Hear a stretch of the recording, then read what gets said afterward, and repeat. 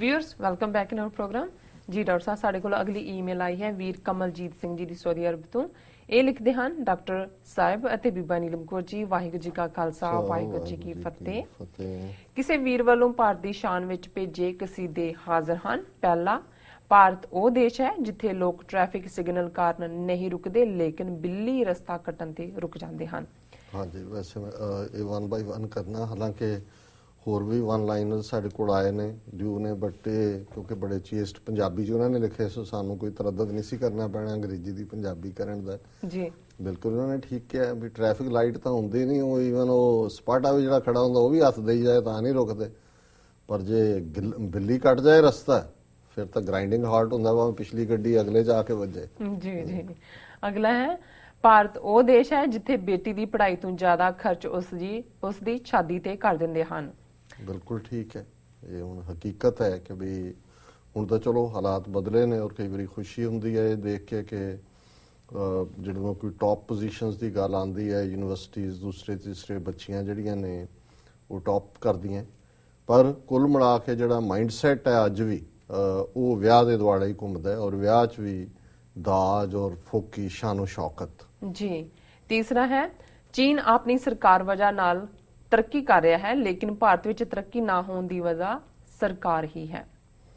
ਹਾਂ ਬਿਲਕੁਲ ਠੀਕ ਹੈ, ਚੀਨ ਦਾ ਸਿਸਟਮ ਬੇਸ਼ੱਕ ਇਹ ਭਾਰਤੀ ਆਪਣੇ ਆਪ ਨੂੰ ਲੋਕਤੰਤਰੀ ਕਹਿੰਦੇ ਨੇ, ਤੇ ਜਿਸ ਕਿਸਮ ਦੇ ਲੋਕਤੰਤਰ 'ਚ ਹੁਣ ਸੈਂਕੜਿਆਂ ਗਵਾਹ ਔਰ ਦੂਜੇ ਉਡਾਏ ਜਾ ਰਹੇ ਨੇ, ਔਰ ਮੋਦੀ ਜਿਵੇਂ ਬਿਹੇਵ ਕਰ ਰਿਹਾ ਉਹ ਤਾਂ ਇੰਦਰਾ ਗਾਂਧੀ ਨੇ ਇਵੇਂ ਕੀਤਾ ਸੀ ਐਮਰਜੈਂਸੀ ਲਾ ਕੇ ਕਿ ਇੱਕ ਮੰਤਰੀ ਬਾਕੀ ਸੰਤਰੀ। ਸੋ ਚੀਨ ਦੇ ਵਿੱਚ ਜ਼ਾਹਰ ਹੈ ਵੀ ਉੱਥੇ ਕਮਿਊਨਿਜ਼ਮ ਹੈ, ਆਰਡਰ ਇਜ਼ ਆਰਡਰ ਵਾਲੀ ਲਾਈਨ ਹੈ, ਉਡਾ ਦਿੰਦੇ ਨੇ ਜੇ ਨਾ ਮੰਨੋ, ਲੇਕਿਨ ਜੇ ਉਹਨਾਂ ਦੀ ਤਰੱਕੀ ਦਾ ਵੀ ਕੋਈ ਕਾਰਨ ਹੈ ਤਾਂ ਆਬਵੀਅਸਲੀ ਉਹਨਾਂ ਦਾ ਇਸ ਕਿਸਮ ਦਾ ਸਿਸਟਮ ਹੀ ਹੈ। ਜੀ ਭਾਰਤ ਉਹ ਦੇਸ਼ ਹੈ ਜਿੱਥੇ ਲੋਕ ਪੁਲਿਸ ਨੂੰ ਵੇਖ ਕੇ ਸੁਰੱਖਿਅਤ ਮਹਿਸੂਸ ਨਹੀਂ ਕਰਦੇ ਸਗੋਂ ਘਬਰਾ ਜਾਂਦੇ ਹਨ।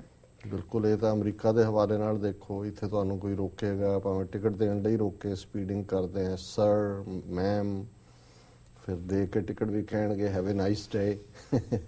ਜੀ ਤੇ ਉੱਥੇ ਬੰਦਾ ਸਪਾਟਾ ਦੇਖ ਕੇ ਪਹਿਲਾਂ ਲੁਕਾਉਂਦਾ, ਜੇਬਾਂ ਕੱਢ ਕੇ ਬਟੂਆ ਜਰਾਬਾਂ 'ਚ ਪੈਸੇ ਪਾਉਂਦਾ ਵੀ ਇਹਨੇ ਜੇਬਾਂ ਫੋਲ ਲੈਣੀ ਹੈ।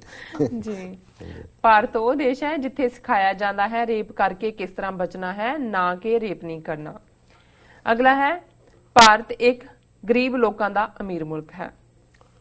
ਗਰੀਬ ਲੋਕਾਂ ਦਾ ਅਮੀਰ, ਪਹਿਲਾ ਜਿਹੜਾ ਹਾਂ ਜਬਰ ਜਨਾਹ ਦੇ ਮਾਮਲੇ 'ਚ ਤਾਂ ਉਹ ਕੈਪੀਟਲ ਆਫ ਦਾ ਵਰਲਡ ਹੈ ਜੀ, ਔਰ ਉਹਨੂੰ ਫਿਰ ਡਿਫੈਂਡ ਕਰਨ ਲਈ ਜਿਸ ਕਿਸਮ ਦੇ ਪੋਲੀਟੀਕਲ ਲੀਡਰਾਂ ਦੇ ਬਿਆਨ ਹੁੰਦੇ ਨੇ, ਕੋਈ ਕਹਿ ਰਿਹਾ ਹੁੰਦਾ ਜੀ ਪਹਿਰਾਵਾ ਠੀਕ ਨਹੀਂ ਸੀ, ਰਾਤ ਨੂੰ ਬਾਹਰ ਕਿਉਂ ਕੰਮ ਕਰਦੀਆਂ, ਔਰ ਉਹ ਭਾਗਵਤ ਕਹਿ ਰਿਹਾ ਸੀ ਜੀ 2 ਇੰਡੀਆ ਨੇ, ਇੱਕ ਰੂਰਲ ਇੰਡੀਆ ਇੱਕ ਅਰਬਨ ਇੰਡੀਆ, ਇਹ ਸਾਡੇ ਰੂਰਲ ਇੰਡੀਆ 'ਚ ਨਹੀਂ ਹੁੰਦਾ।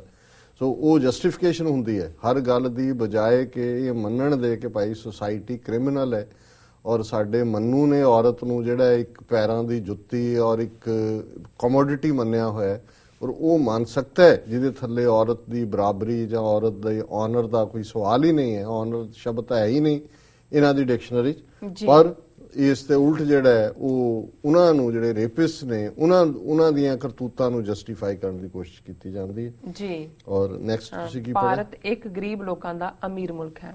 ਹਾਂ, ਅਮੀਰ ਮਤਲਬ ਇਹ ਹੈ ਵੀ ਦੌਲਤ ਜਿਹੜੀ ਹੈ ਚੰਦ ਲੋਕਾਂ ਦੇ ਹੱਥ 'ਚ ਹੈ, ਔਰ ਸਾਲ ਹੋ ਗਿਆ ਇਹਨੂੰ ਆਂਦਿਆਂ, ਕਹਿੰਦਾ ਸੀ 24 घंटे में वहां से काला स्विस बैंकों से काला धन हर एक के अकाउंट में 25-25 हज़ार रुपया होगा। ਹੁਣ ਸਾਲ ਹੋ ਗਿਆ ਨਾ ਕਾਲਾ ਧਨ ਆਇਆ ਅਕਾਊਂਟ 'ਚ, ਤਾਂ ਕੀ ਆਣਾ ਸੀ, ਜਿਹੜੇ ਹੈਗੇ ਨੇ ਉਹ ਵੀ ਕੱਢੀ ਜਾਂਦੇ ਹੋਣੇ ਨੇ ਵਿੱਚੋਂ।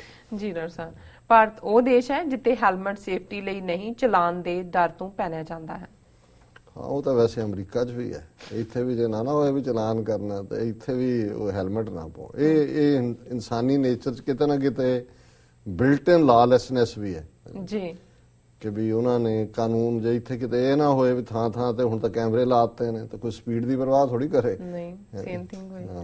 ਡਾਕਟਰ ਜੀ ਤੁਹਾਡਾ ਬਹੁਤ ਬਹੁਤ ਧੰਨਵਾਦ। ਤੇ ਅਗਲਾ ਉਹਨਾਂ ਨੇ ਸ਼ੇਅਰ ਸਾਡੇ ਨਾਲ ਸ਼ੇਅਰ ਕੀਤਾ ਹੈ, ਇੰਨਾ ਸੱਚ ਵੀ ਨਾ ਬੋਲ ਕੇ ਤੂੰ ਇਕੱਲਾ ਰਹਿ ਜਾਏ, 4 ਬੰਦੇ ਤਾਂ ਕੋਲ ਰਹਿਣ ਦੇ ਤੂੰ ਮੋਢਾ ਦੇਣ ਲਈ। ਵਾਹਿਗੁਰੂ ਜੀ ਕਾ ਖਾਲਸਾ ਵਾਹਿਗੁਰੂ ਜੀ ਕੀ ਫਤਿਹ। ਇਹ ਹੁਣ ਜੇ ਤਾਂ ਸਾਨੂੰ ਕਿਹਾ ਫਿਰ ਤਾਂ ਪਤਾ ਨਹੀਂ ਹੁਣ ਕਿੰਨਾਂ ਨੂੰ ਕਿਹਾ, ਫਿਰ ਤਾਂ ਵਾਕਈ ਸਾਨੂੰ 4 ਬੰਦੇ ਲੱਭਣੇ ਪੈਣੇ।